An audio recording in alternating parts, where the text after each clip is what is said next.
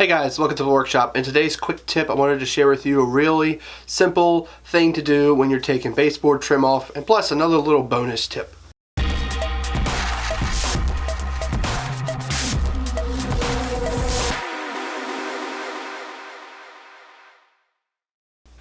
So when you go to take the baseboard trim off of your wall, you tend to want to go and get your pry bar.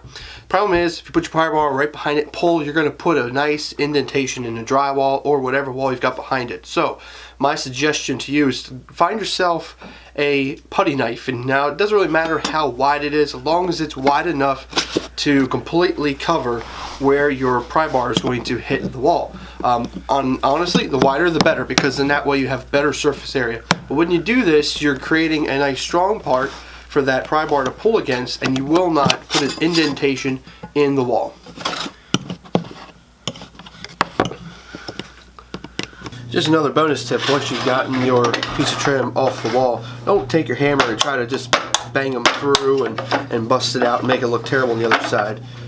Take something like a horseshoe nipper or a pair of dikes and pull them back through.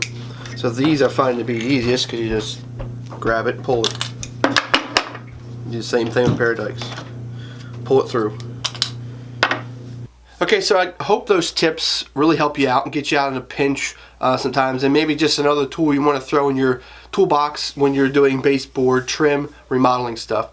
So if you enjoyed this, please give me a thumbs up. Let me know in the comments below if there's something you do different, or maybe something that you would add to this. Let me know.